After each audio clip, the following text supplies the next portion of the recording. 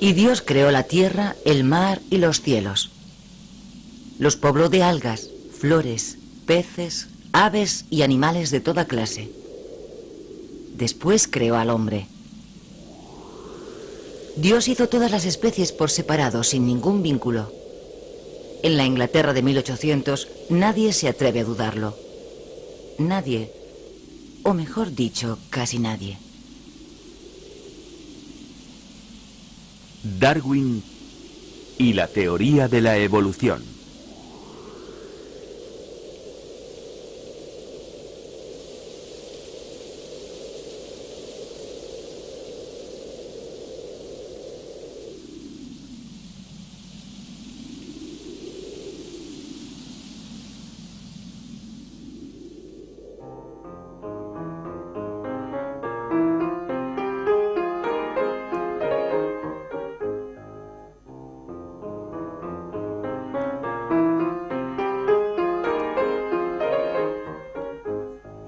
Nací en Shrewsbury, el 12 de febrero de 1809. Mi madre murió cuando yo tenía poco más de 8 años, y casi no recuerdo nada de ella, solo su lecho de muerte, su vestido de terciopelo negro y su costurero que era muy raro.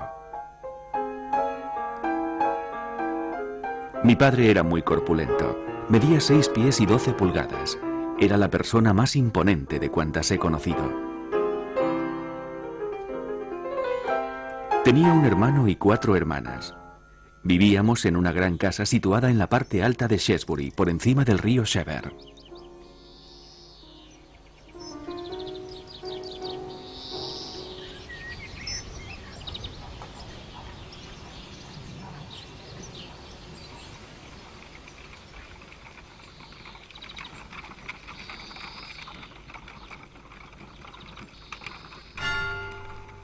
A los 9 años y medio, Charles entra en la gran escuela del Dr. Butler. Allí permanecerá 7 años.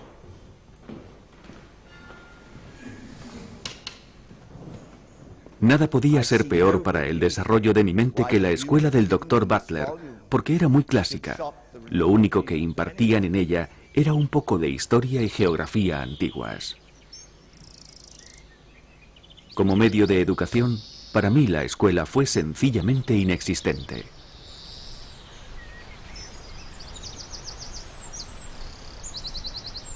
Mi gusto por la historia natural, especialmente por las colecciones, ya era muy evidente.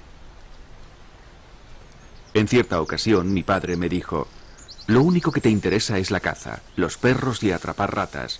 Serás la vergüenza de la familia, incluso tú te avergonzarás de ti mismo». Pero mi padre, que era el hombre más amable que jamás haya conocido, debía estar enfadado cuando lo dijo, y no fue justo. Después de un fracaso en medicina en Edimburgo, su padre le propuso hacerse pastor en el campo. Le gustó la idea de poder proseguir con sus investigaciones naturalistas. Charles entró en el Christ College en la Universidad de Cambridge. Creo en el Espíritu Santo, la Santa Madre Iglesia, la comunión de los santos, el perdón de los pecados y la vida eterna. Amén. Los 17 colegios de la universidad pertenecen al clero anglicano y la mitad de los 2000 estudiantes está destinada a seguir la carrera religiosa. Los 3 años que pasé en Cambridge fueron una pérdida de tiempo. Lo intenté con las matemáticas, pero avanzaba muy despacio. En cuanto a las materias clásicas, no hice nada. Lo único que hice fue asistir a algunas clases obligatorias. Sin embargo, Charles se interesa por la teología natural de William Bailey, según la cual las múltiples combinaciones de la naturaleza y su armonía serían las pruebas irrefutables del plan de Dios.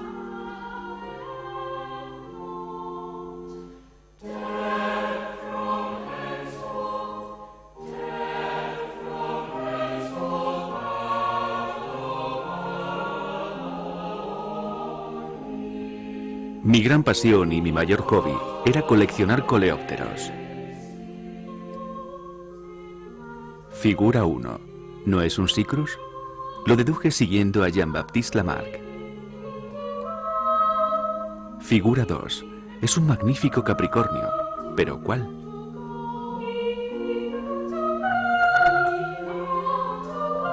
Un hombre influirá mucho sobre Charles, el profesor Hinslow.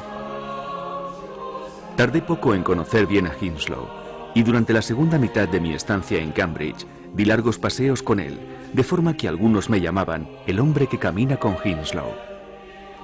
Yo asistía a sus conferencias de botánica y me gustaban mucho por su extrema claridad y por sus admirables ilustraciones.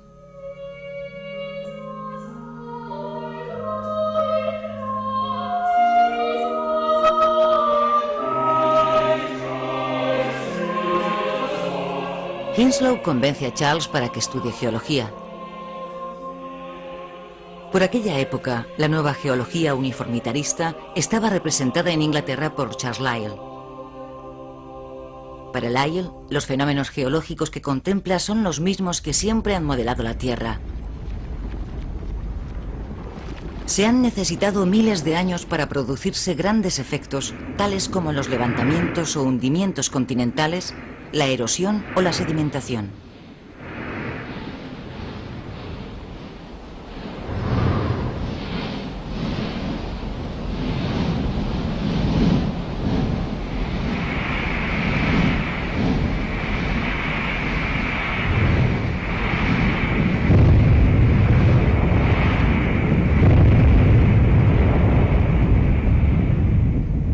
Lyell se enfrenta a los teólogos, para quienes la Tierra solo existe desde hace 4000 años, una visión coherente con la interpretación literal de la Biblia.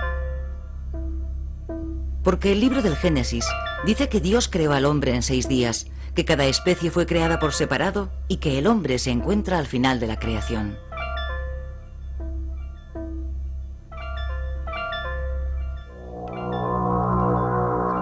Lyell se opone a un naturalista francés, Georges Cuvier, y a los catastrofistas cristianos que explican los cambios terrestres mediante cataclismos universales. Después de cada catástrofe surgen nuevas especies que se mantienen idénticas hasta la catástrofe siguiente. Cuvier es fijista. Una vez creadas, las especies no evolucionan. Uno de sus colegas, Jean-Baptiste Lamarck, mantiene que las especies antiguas no desaparecieron, sino que se transformaron. A partir de su clasificación de los invertebrados actuales y fósiles, sugiere que los organismos se transforman para adaptarse al medio y que sus modificaciones se transmiten por herencia. Así es como, después de muchos siglos, se forman nuevas especies. Lamarck es evolucionista.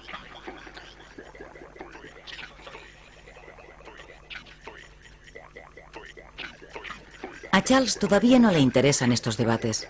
Prosigue su formación con el geólogo Adam Sidgwick, que lo acepta como compañero en un viaje de estudios al país de Gales.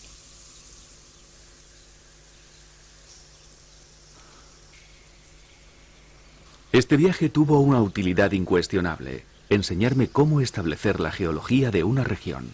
A menudo Sedgwick me enviaba en una dirección paralela a la suya para que trajese ejemplares de rocas y marcase la estratificación en un mapa.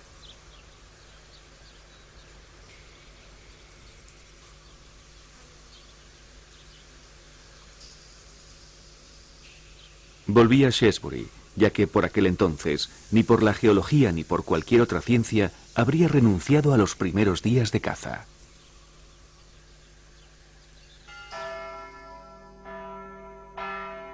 A su regreso a Shrewsbury, Charles encuentra una carta de Hinslow. Mi querido Darwin, George Peacock me ha pedido que le recomendase un naturalista para acompañar al capitán Fitzroy, a quien el gobierno ha contratado para estudiar el extremo sur de América. Yo le he dicho que le considero a usted la persona más cualificada que conozco para asumir convenientemente esta situación. No quiero decir con esto que usted sea un naturalista consumado, pero está ampliamente cualificado. Después de convencer a su padre y de reunirse con el capitán Fitzroy, Darwin se encarga de reunir el material de naturalista y los libros necesarios.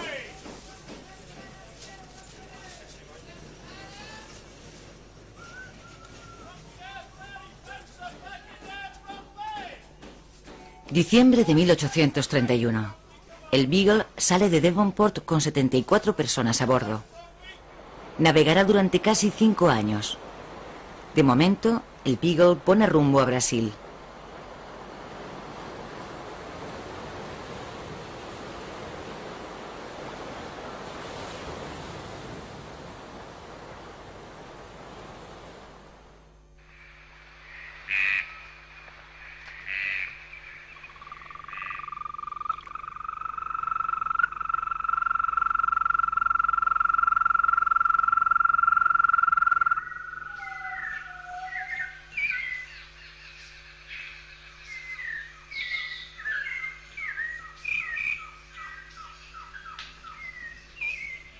Maravillado por la selva brasileña, Darwin multiplica las excursiones a pie o a caballo y descubre también las realidades de la esclavitud.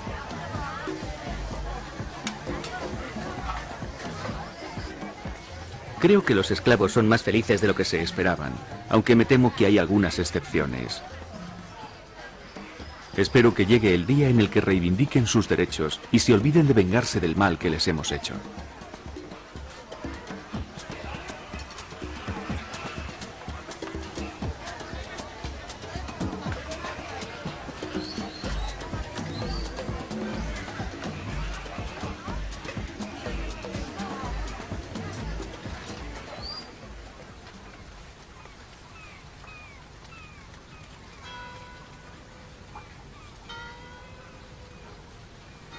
Julio de 1832. El Beagle se hace de nuevo a la mar rumbo a la Patagonia. Darwin vuelve a su refugio y poco a poco pone a punto su método de trabajo. Recoge, observa, describe, nombra y cataloga sus ejemplares. Los guarda en cajas o en frascos y se los envía a Henslow con regularidad.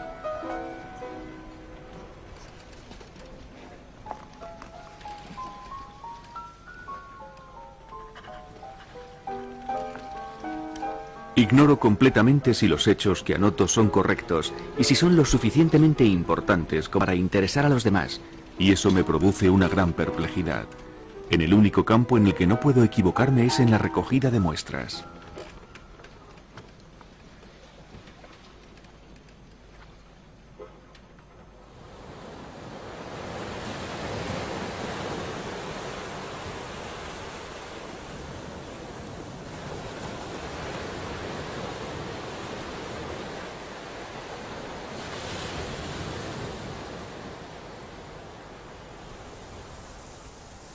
...25 de septiembre. ¿Por qué estos solitarios parajes se adueñan con tanta intensidad de la memoria? Sin duda se debe en parte a que desatan la imaginación sin limitarla. Van el sello de una existencia que dura desde hace siglos y no limitan su permanencia en el futuro.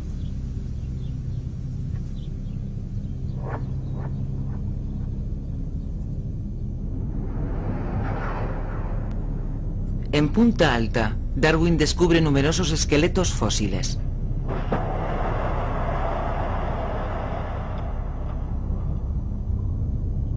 Anota las relaciones de las semejanzas entre las especies vivas y las extinguidas, entre los mamíferos desdentados fósiles y los actuales, por ejemplo, los armadillos.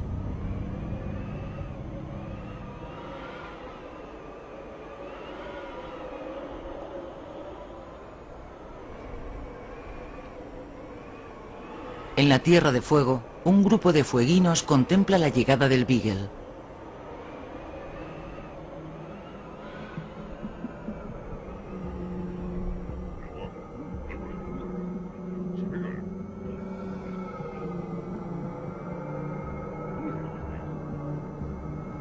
...18 de diciembre...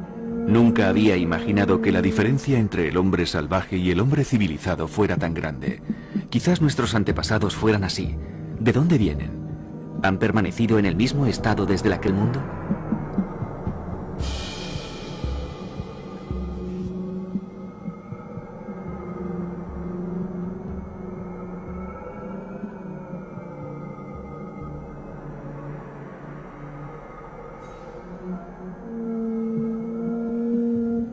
A bordo del Beagle hay 3 fueguinos. El capitán Fitzroy los llevó a Inglaterra, en donde fueron educados y presentados ante la reina. El Beagle los deja en Tierra de Fuego para que transmitan a los suyos las ventajas de la civilización.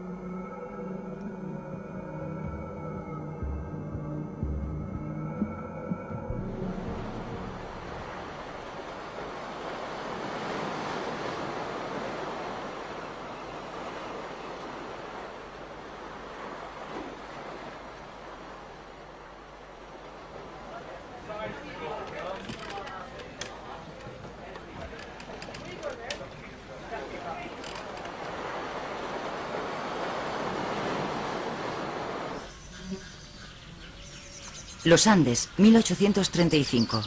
Darwin camina hacia Concepción.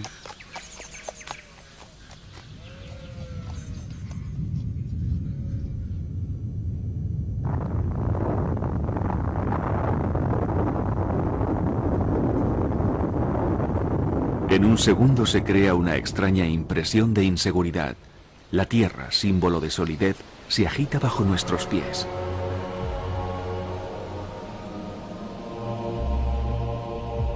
...20 de marzo. A medida que ascendemos por el valle, la vegetación va desapareciendo.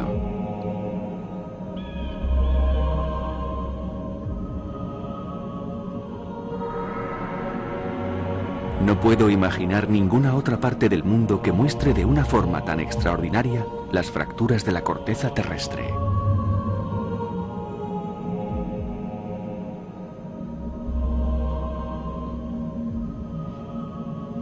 Las terrazas de canto rodados depositados por el océano, las conchas encontradas en las proximidades de la cima, constituyen para Darwin la prueba de la elevación gradual del continente suramericano.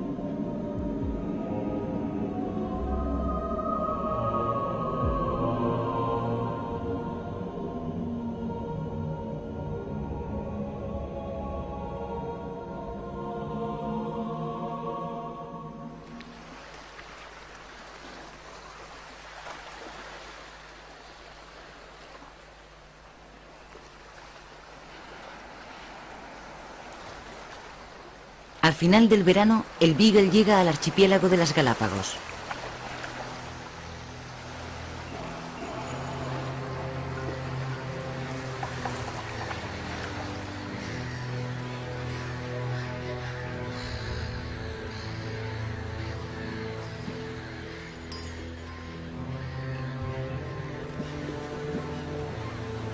En Charles Island realicé una recogida industrial de todos los animales, plantas, insectos y reptiles de la isla.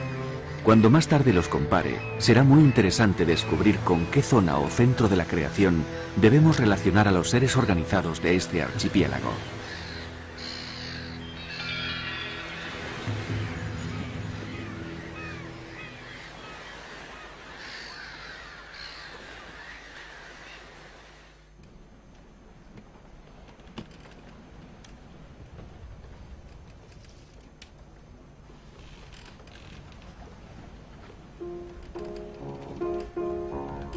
En el camino de regreso, al releer sus notas, Darwin sospecha que las variedades de aves de las diferentes islas tienen un origen común.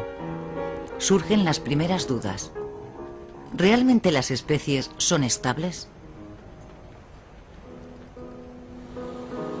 En el camino del Beagle se encuentran Tahití, Nueva Zelanda, Australia, las Islas Coco, el Cabo de Buena Esperanza, Santa Elena, Bahía.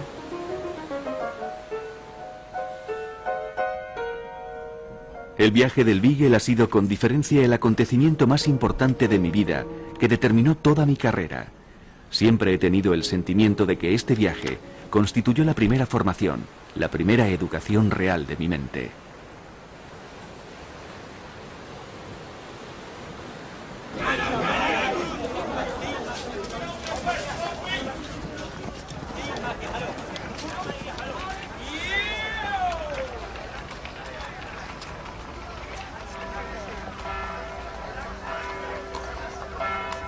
Darwin recorre Londres, visita instituciones y sociedades culturales en busca de naturalistas capaces de identificar esos ejemplares. Mi querido Hinslow, no he avanzado mucho con los grandes hombres.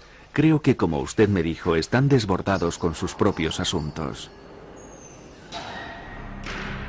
con sus propios asuntos.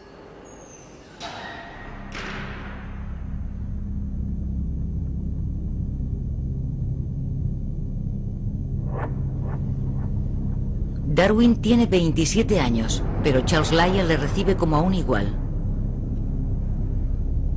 Le presenta a Richard Owen, que confirma el parecido entre los mamíferos fósiles descubiertos por Darwin y las especies actuales.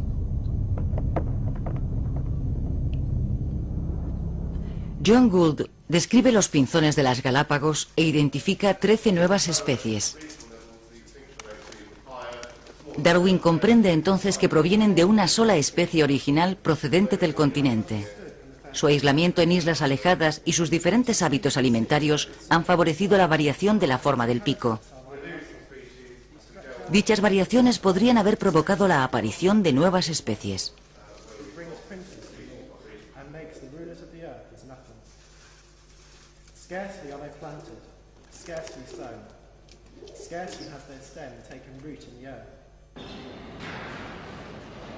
Me pareció que si reunía todo lo relacionado con la variación de los animales y de las plantas en estado doméstico y natural, quizás pudiésemos arrojar alguna luz sobre el tema en su conjunto. En julio de 1837 comencé a escribir mi primer cuaderno de notas. ¿La ostra tiene la noción necesaria de espacio? Cada especie cambia. ¿Podemos hablar de progreso? ¿Las negras se sonrojan? Yo juraría que Fuegia Basket se ruborizaba. Los seres organizados representan un árbol con ramificaciones regulares.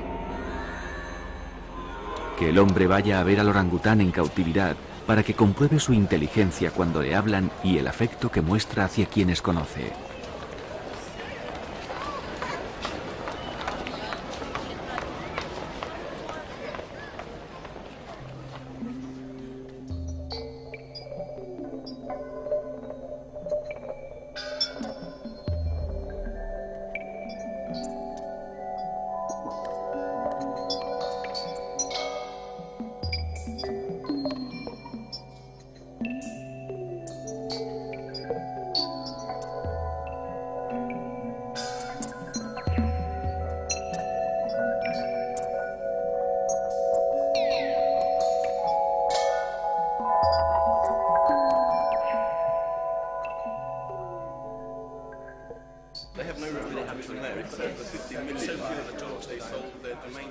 Darwin cena regularmente en el Ateneo, en donde se codea con la élite intelectual. Se pasa horas en los sofás del club leyendo obras de la biblioteca. Entre otras, el ensayo sobre el principio de población de Thomas Robert Malthus. Malthus explica que los hombres se multiplican mucho más rápido de lo que aumenta la producción alimentaria. Como se producen más individuos de los que pueden sobrevivir, la lucha es necesaria y solo los más aptos sobreviven.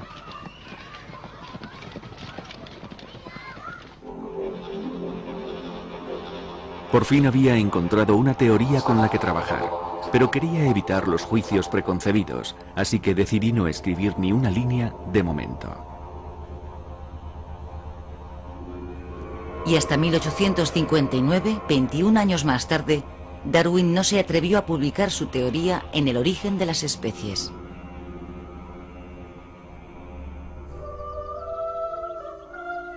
¿Casarse o no casarse? Esa es la cuestión. Casarse, hijos, si Dios quiere.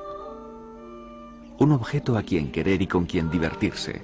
En cualquier caso es mejor que un perro.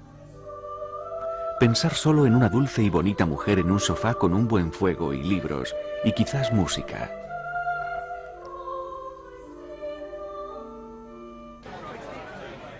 No casarse, nada de hijos, libertad para ir a donde uno quiera.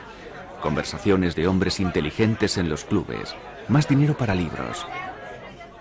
Una vez demostrada la necesidad del matrimonio, ¿cuándo? ¿Tarde o temprano? La respuesta fue temprano. Eligió a Emma Whitwood, su prima hermana. Se conocían desde siempre y ella había sido testigo de su creciente pasión por la historia natural.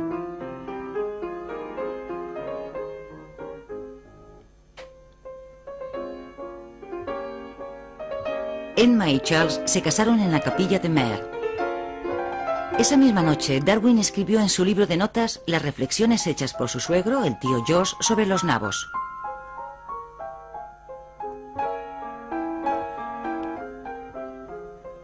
Unos días más tarde, compra un piano para Emma. A partir de ese momento, la vida familiar y la ciencia estarán profundamente ligadas.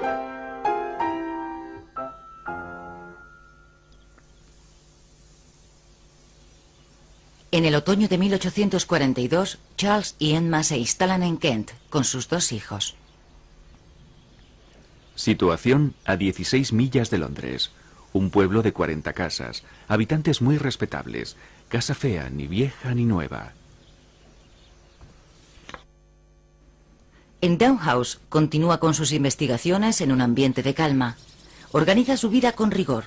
Trabajo, paseos, comidas, lecturas, todo está organizado siguiendo un rito preciso.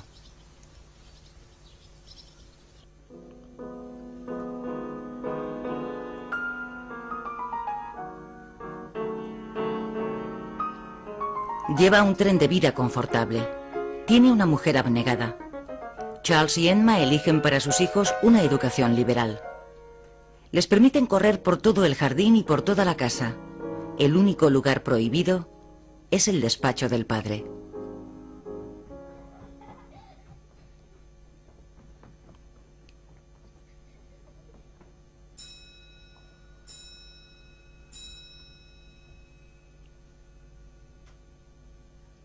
Darwin ha terminado de publicar todos los resultados del viaje del Beagle. Solo le queda por describir un cirrípedo que había encontrado en Chile. Primero lo diseca. Sus particularidades le intrigan. Consigue otros ejemplares aquí y allá.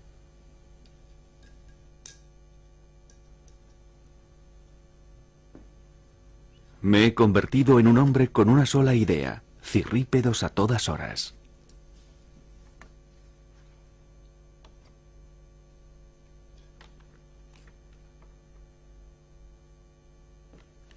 Las diversas transformaciones que experimentan estos extraños crustáceos entre el estadio larvario y adulto ocupan a Darwin durante 8 años. Su monografía le sitúa definitivamente en el medio científico. La salud de Darwin es precaria. Para curarse acude regularmente a Malvern a tomar las aguas. Tratamientos y paseos por las colinas le producen un efecto beneficioso. Así que envía allí a su hija Annie, que ha caído gravemente enferma. Querida Emma, Annie se ha sumido en un dulce sueño al mediodía de hoy. Nuestra pobre y querida hija ha tenido una vida muy corta, pero espero que haya sido feliz.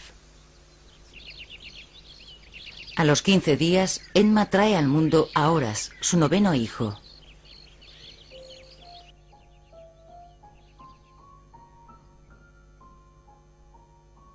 A partir de septiembre de 1854, me pasé todo el tiempo observando y realizando experimentos relativos a la transmutación de las especies. Cuando veo la cantidad y la variedad de libros que he leído y resumido, me sorprendo de mi labor.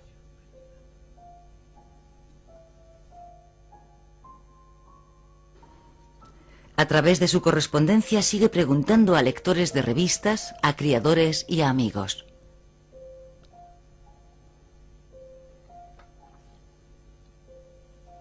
Entre sus allegados se encuentra Lyell, así como el apasionado Thomas Huxley, pero sobre todo Joseph Hooker, uno de los primeros a quienes confía su teoría.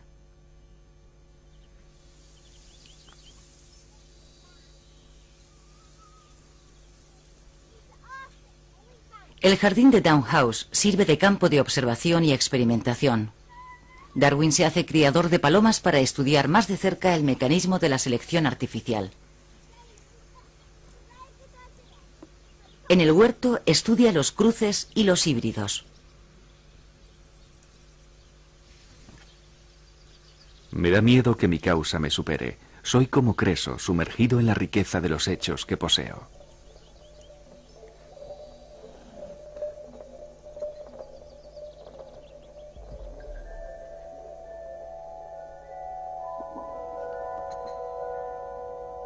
En su despacho se acumulan los esqueletos. He reconstruido esqueletos de pato salvaje y doméstico. Qué bueno el olor del pato bien guisado.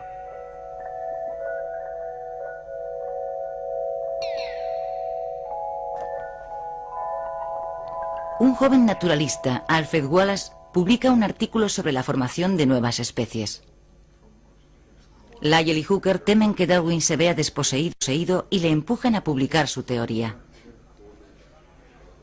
Organizan la lectura de un comunicado común de los textos de Wallace y Darwin en el transcurso de una reunión de la Linnean Society.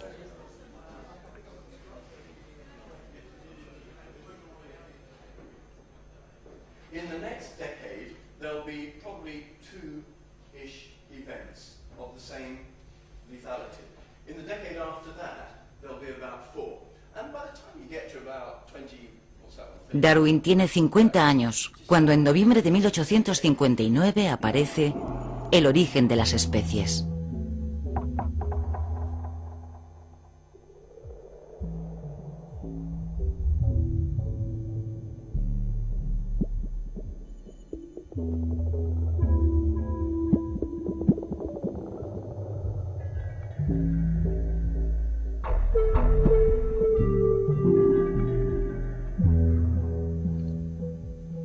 Todos los seres vivos, salvajes o domésticos, presentan variaciones.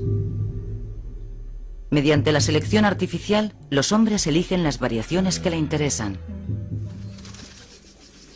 De este modo, en la cría de palomas domésticas, el hombre ha creado, a partir de la forma salvaje, las Bisset, una raza que presenta una extraordinaria variedad. Se trata de razas, no de especies. Los híbridos son fecundos.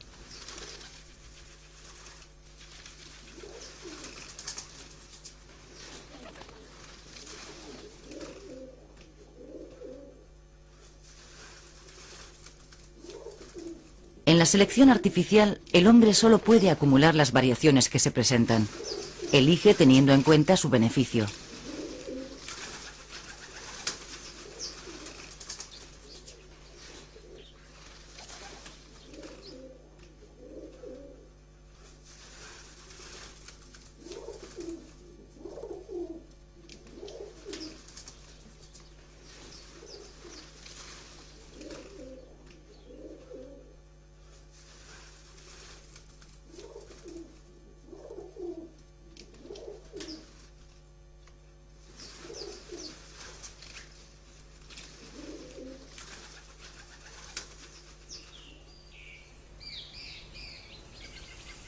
Darwin comprueba que en la naturaleza es difícil discernir entre especie y variedad. Algunos naturalistas distinguen como especies lo que otros consideran variedades.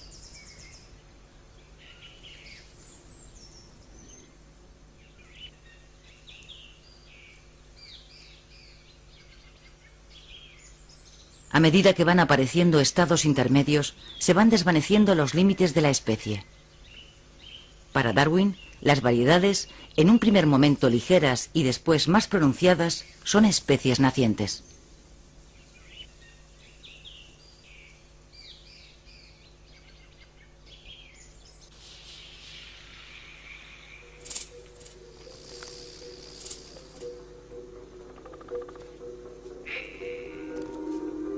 El abejorro visita el trébol rojo.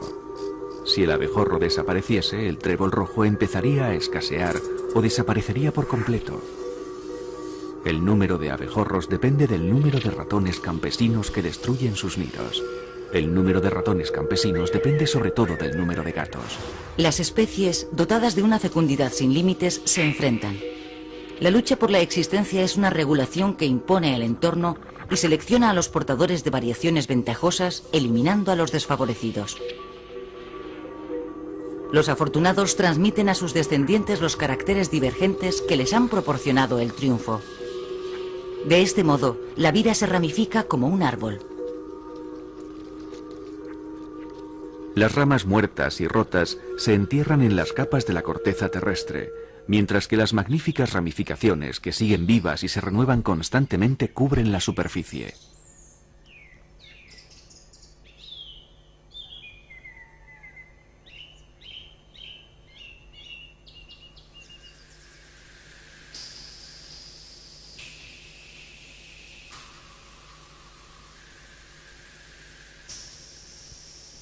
La selección natural solo puede actuar a paso lento.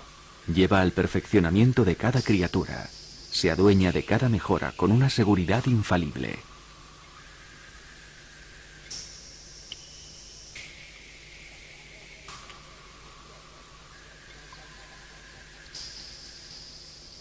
Yo considero los archivos arqueológicos como una historia del globo que se conserva de forma incompleta, escrita en un dialecto que cambia constantemente, del que nosotros solo poseemos el último volumen que trata de 2 o 3 países solamente.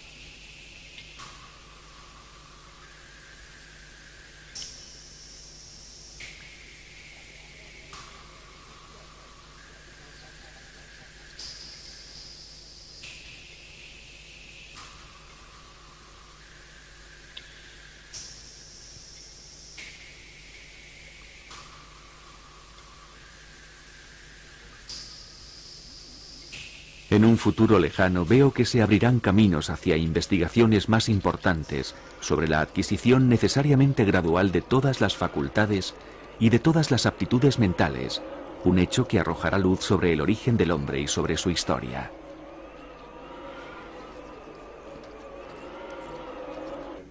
¿Usted piensa que desciende del mono por medio de su abuela o de su abuelo? El obispo de Oxford, Samuel Wilberforce, se dirige a Huxley. Ataca duramente la teoría de Darwin durante la sesión anual de la British Association. El ambiente se caldea, una lady se desmaya. Huxley y Hooker defienden apasionadamente a Darwin ante los aplausos de una parte del público. La batalla de Oxford entre la ciencia y la religión será histórica. Pero Darwin no está presente. Una vez más está enfermo. Mi querido Hooker, admiro su valor. Yo habría preferido morir antes que responder al obispo ante esa asamblea.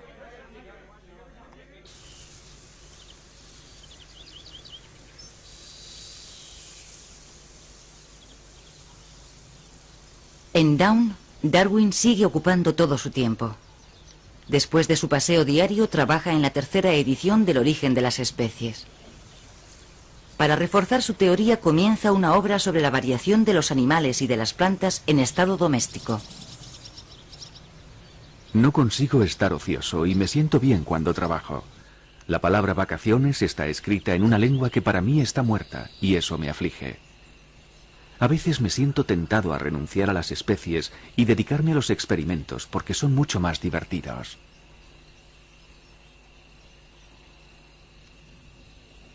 Fascinado por el papel de los insectos en la fecundación de las orquídeas, Darwin concluye que la naturaleza tolera la autofecundación, pero favorece los cruces. Las diferentes combinaciones que ofrecen las orquídeas sobrepasan el ingenio de cualquier animal. Moviliza a sus hijos para que le ayuden en sus investigaciones, pero sobre todo recurre a Hooker, que ahora es director de los jardines botánicos en Kew. Entre Down y Kew se establece un abundante intercambio de cartas, ejemplares, semillas e información.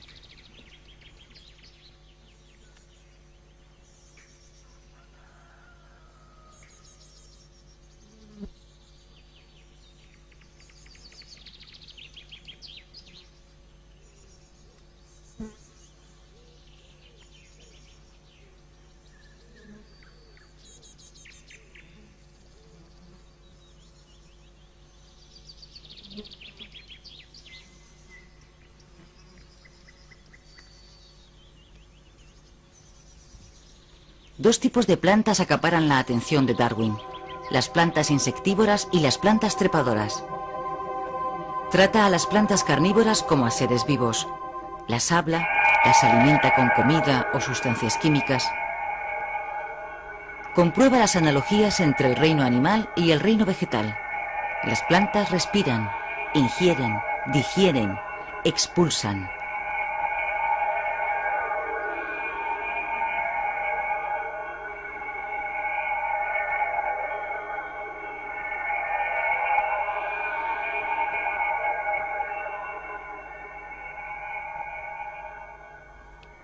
Pero Darwin se derrumba extenuado por el trabajo, sus dolencias y las enfermedades de sus hijos. Después de otra estancia en Malvern, regresa a Down y se siente incapaz de salir de su habitación. Durante 6 meses, Emma le cuida, le lee y escribe su correo. Mi querido Hooker, me encantaría vivir para avanzar en mi trabajo un poco más. A menudo siento que es necesario, pero luego, de nuevo, siento que estoy al límite.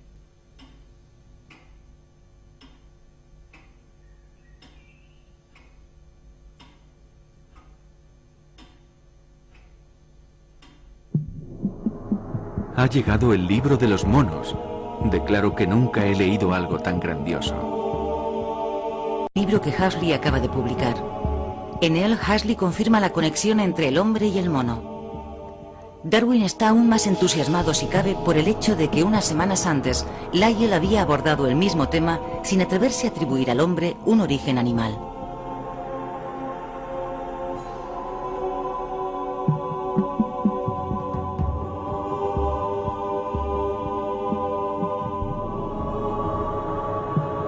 Darwin también se decide a publicar. Cuando en 1871 aparece La filiación del hombre, Darwin tiene 62 años. En él evidencia la conexión genealógica entre el hombre y la serie animal.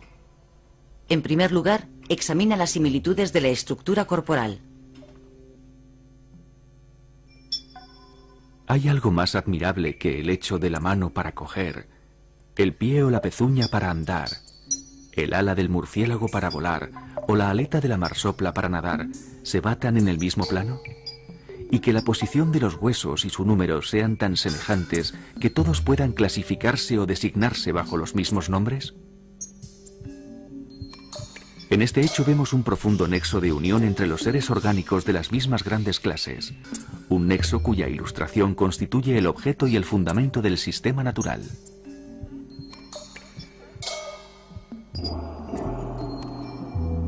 Los embriones de los animales y del hombre atraviesan fases de desarrollo similares.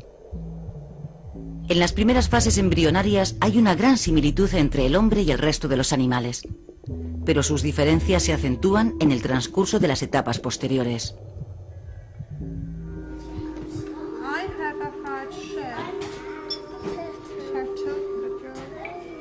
Darwin estudia a continuación las analogías entre las facultades mentales de los hombres y de los mamíferos.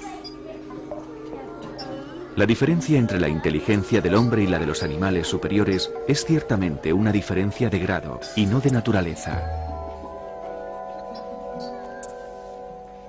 Comparten emociones y capacidades comunes como la curiosidad, la atención, la memoria y la imaginación.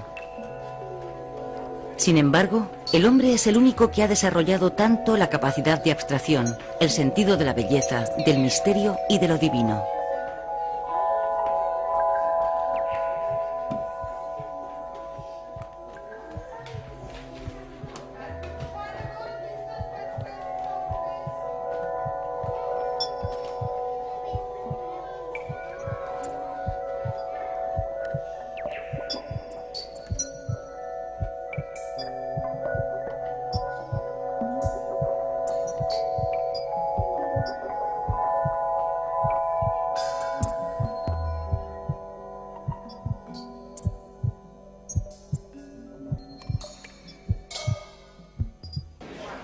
El animal posee instintos sociales y, al igual que el hombre, siente placer con la compañía de sus semejantes.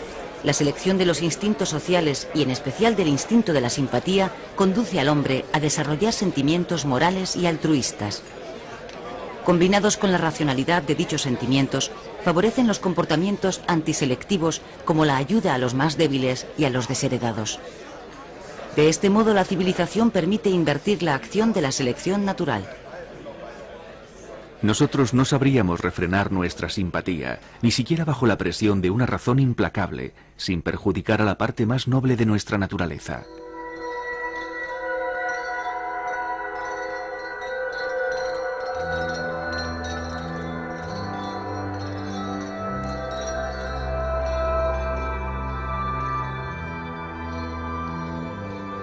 Para Darwin, el primer vector del altruismo es el instinto de copular y procrear.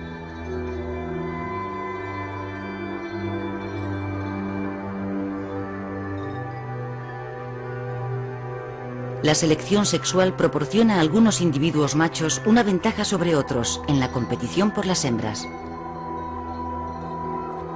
Cuanto más hermoso es el aspecto en celo del ave del paraíso, más posibilidades tiene de seducir a las hembras y por lo tanto de reproducirse, pero también son mayores las posibilidades de ser víctima de un predador. La selección sexual está ampliamente dominada por la selección natural, que tiende hacia la prosperidad general de la especie.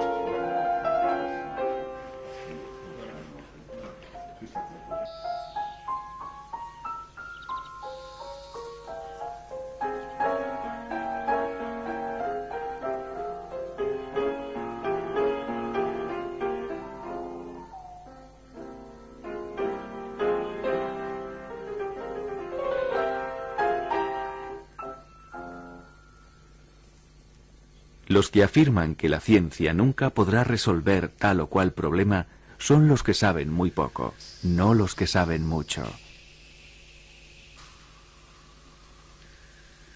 Los investigadores contemporáneos se apoyan en la sistemática molecular, la genética de las poblaciones y los nuevos descubrimientos paleontológicos para completar la teoría de Darwin. La memoria del genoma determina otros mecanismos sobre los que actúa la selección en última instancia.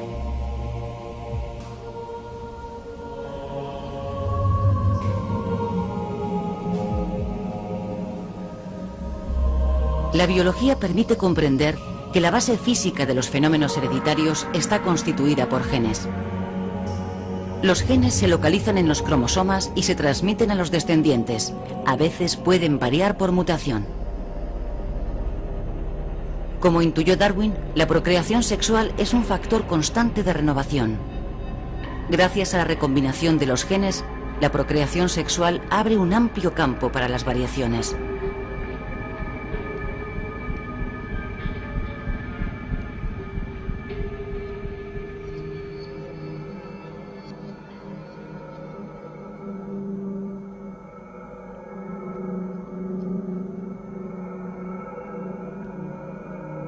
Pero las cuestiones que planteó Darwin superan el marco científico. Somos conscientes de la relación de dependencia que mantenemos con nuestro entorno y de los grandes efectos que puede tener en el futuro la suma de nuestras pequeñas acciones.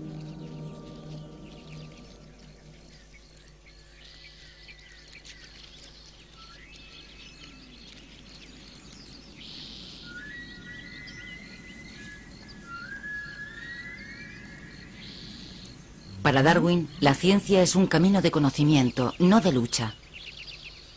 Entre él y la naturaleza hay una relación de connivencia y no de dominación. Él pregunta sin descanso e intenta comprender. Para nosotros, el misterio del comienzo de todas las cosas es incomprensible. Yo no puedo pretender arrojar un poco de luz sobre unos problemas tan oscuros. Mi aptitud para seguir el encadenamiento de unos razonamientos puramente abstractos es muy limitada. Mi memoria es vasta, pero vaga. Siempre me he esforzado por mantener una mente abierta que me permitiera renunciar a una hipótesis, por muy querida que me fuera, cuando los hechos se oponían de forma manifiesta. Haber contribuido, aunque haya sido modestamente, al progreso de las ciencias naturales, ha sido la mejor forma de emplear mi vida.